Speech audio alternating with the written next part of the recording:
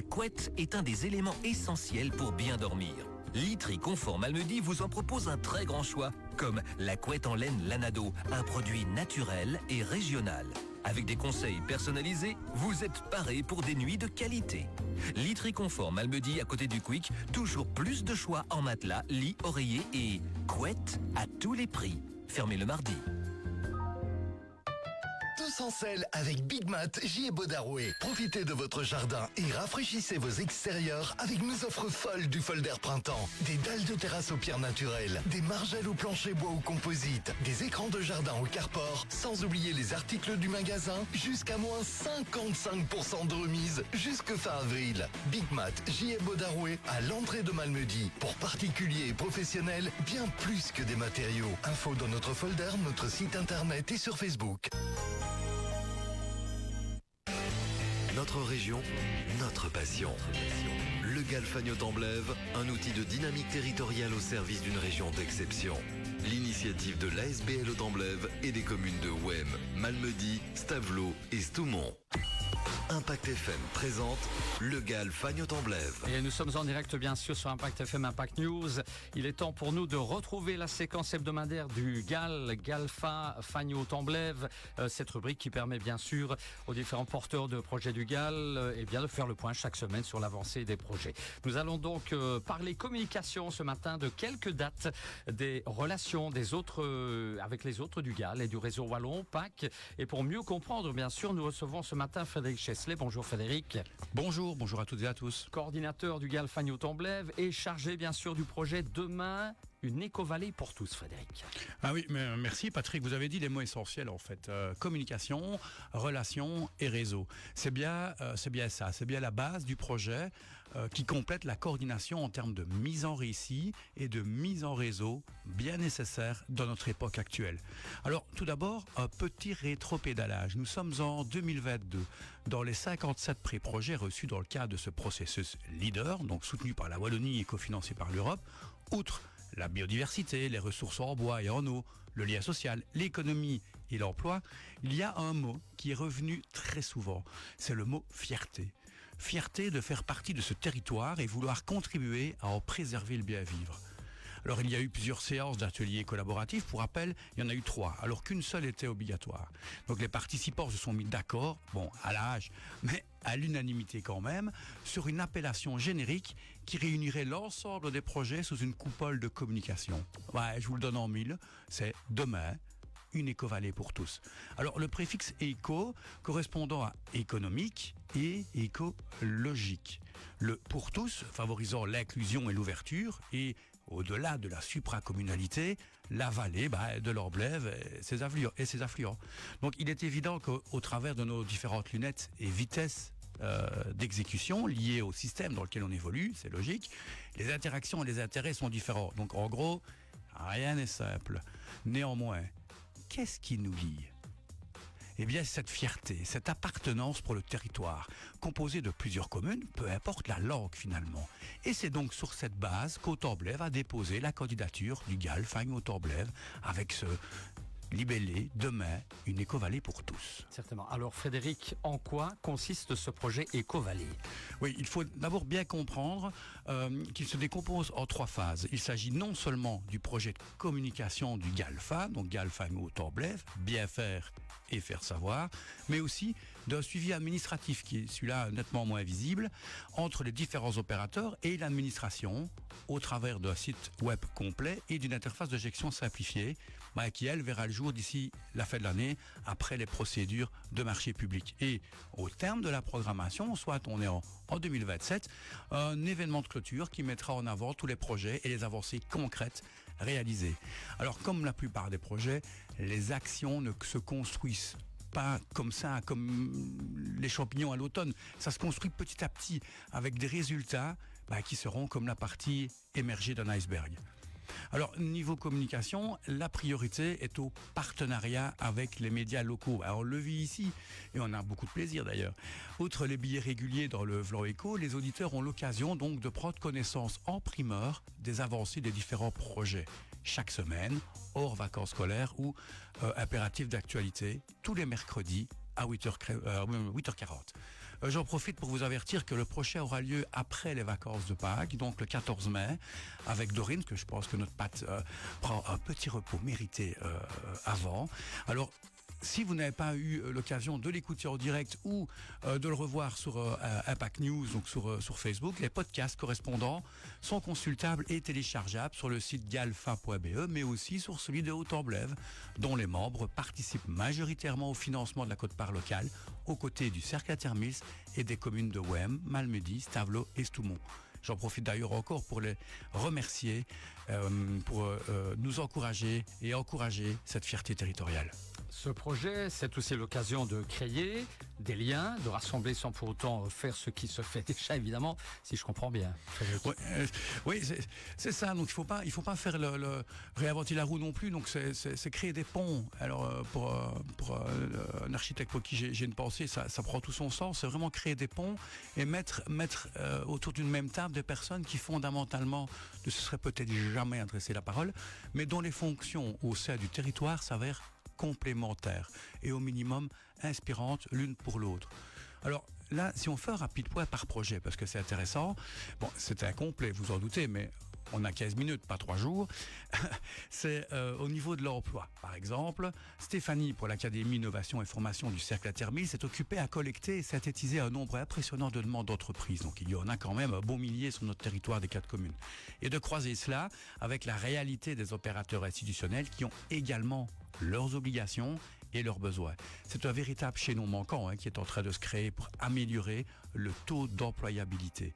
En liaison avec les acteurs existants, le tout sur fond d'inspiration et de concertation avec nos voisins germanophones qui ont éprouvé ce modèle lié à la formation en alternance. Et ça, c'est déjà un sacré boulot en cours. Alors au niveau des forêts, après les lundis du bois organisés par le Centre culturel de Trois-Ponts, de Stavelot-Trois-Ponts, avec la complicité de Filière Bois-Wallonie, du GAL, du projet Bois au sein de Haut-en-Blève et son parrain Norbert Nelles, Olivier Dethier propose notamment de commencer par les bases de la reconnaissance de nos arbres et leur valorisation de la graine à la construction. Bloquez déjà le samedi 3 mai et finalement contactez-le pour plus d'infos. Au niveau de l'alimentation, Marianne finalise en cet instant même d'ailleurs le dossier pédagogique de l'œuf à la poule, qui est un sort de traité sur l'éducation à l'écologie et la sensibilisation aux enjeux du circuit court alimentaire. Elle présentera cela demain aux écoles de Fémonville et de Thirimont qui viennent directement chez Univers Paysan. Le 24 avril, l'inauguration du festival Nourrir Autrement, mené par le réseau alimentaire de l'arrondissement de Verviers, se tiendra devant et au Malmundarium. Plus d'infos, consultez leurs réseaux sociaux. Des joies, des animations et événements rassembleurs seront organisés dans nos communes, mais ça, elle vous en reparlera elle-même. En termes de mobilité maintenant, Caroline bouscule clairement les codes et met tout en œuvre pour nous faire bouger autrement tout le mois de mai. Alors, ça peut être surprenant au demeurant, et pourtant, c'est complet. Et d'autres initiatives se mettent en place. Et ça, c'est extrêmement encourageant. Vous aurez d'ailleurs prochainement l'occasion de découvrir tout cela en vidéo, également sur Védia, et faire part aussi de vos propres témoignages, aussi simples soient-ils. Alors si on prend un peu de hauteur, Valentin, quant à lui, a lancé les repérages de terrain pour favoriser la biodiversité au sein des 4 villages représentés par les collectifs citoyens qui participent à l'action Village Résilient. Il s'agit donc pour Wem de Hondonval, Chaude-Gnoumont-Boussire pour Malmedy, Francheville-Ouvnier pour Stavelot et Raillé de la commune de Stoumont, mais aussi de la ville de Malmedy. Et donc chacun va pouvoir bénéficier du soutien concret du parc naturel des Hauts-de-Fagne à Eiffel pour favoriser la biodiversité. Alors du côté du Contrat-Rivière, en Blève-Roure, Dorine, elle multiplie ses recensements de sources et analyses pour aider les communes, mais aussi les habitants dans toute une série de démarches liées aux eaux de source et à l'égouttage. Alors contactez-la parce qu'elle a aussi besoin de vous. Du point de vue associatif, Julie continue de rassembler et répertorier les forces vives du secteur pour créer des outils communs, comme un agenda ou encore un inventaire des offres disponibles en concertation avec le projet Éco-Vallée, mais aussi de l'Académie, du Cercle Intermis ou de la centrale de mobilité des cantons de l'Est avec Farmit. Et tout cela, Patrick, mesdames, messieurs, ce n'est qu'un début. Et cela n'est possible que si chacun d'eux est bien sûr soutenu et encourager. Certainement, on le constate, vaste chantier avec de nombreux projets et j'imagine, Frédéric, que vous êtes en contact, là encore, avec d'autres instances pour mener à bien tout cela. Hein.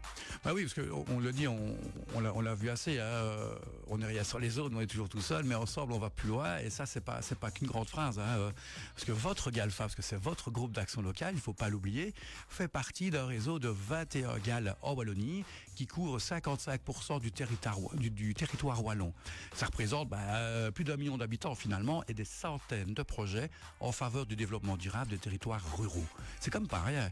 Et si vous analysez la carte des GAL, qui est donc présente sur notre site, ou via le réseau WallonPac, vous comprendrez rapidement l'intérêt de notre petit loup, vous le verrez dans sa forme.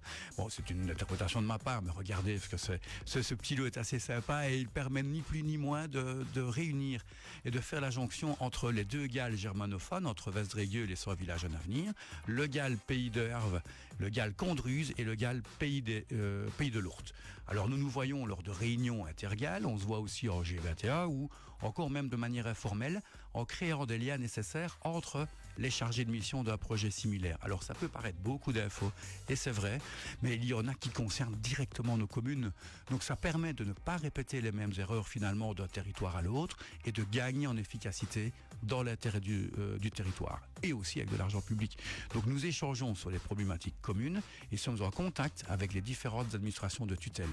C'est ça aussi la force d'un groupe d'action locale, parce que c'est aussi un réseau wallon qui dépend de la politique agricole commune et qui fait le lien avec les milliers de GAL en Europe où chacun a un peu sa façon de fonctionner.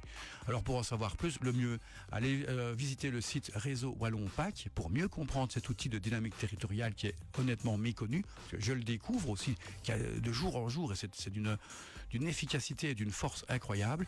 Et tout ça, ça permet vraiment aussi d'assurer, c'est important, les liaisons du terrain vers les institutions de référence. Alors ce rôle de représentation et de coopération, c'est aussi une base du projet EcoVallée. Pour en savoir plus, le plus simple, rendez-vous aussi sur le site provisoire, donc galfa.be, Galfha, galfang-haut-en-blève.be, et abonnez-vous à la page Facebook du Galfang-haut-en-blève pour suivre l'actualité des différentes actions. Merci pour ces explications, Frédéric, très claires d'ailleurs. Un mot pour conclure, je pense. Oui, comme vous le constatez, j'ai essayé de ne pas être trop long, et en même temps, il y a énormément d'infos que je viens de vous transmettre ici. C'est pour ça qu'on a vraiment choisi de positionner chaque semaine un petit billet, 5 minutes ou 10 minutes ou 15 minutes en fonction de ce qu'il y a à dire. Mais vous savez, il ne se passe à peine un jour entre de nouveaux liens créés, des solutions trouvées, des actions menées. Et vous savez à quel point le contexte est compliqué. Mais ce qui est évident pour certains est souvent beaucoup plus complexe pour d'autres. C'est une réalité. Donc c'est loin d'être simple et c'est très énergivore. Alors outre le financement, la trésorerie, les enjeux, les complexités administratives, les pressions sur lesquelles nous n'avons pas d'emprise, les égos, le plus important pour nous, c'est de garder la motivation. Et cette motivation, c'est au travers de votre soutien et vos encouragements que nous la renforçons. Car oui, et plus que jamais, nous sommes fiers de notre région, de Ouémastumont. Et voilà pour cette conclusion brillante. Merci Frédéric. Et on se retrouve bien évidemment, ce sera dans 15 jours pour cette autre séquence du GAL avec un autre invité. On se retrouve dans un instant en musique. Notre région, notre passion. Le Galfagno-Temblève, un outil de dynamique territoriale au service d'une région d'exception. L'initiative de l'ASBL au Temblève et des communes de Ouem, Malmedy, Stavelot et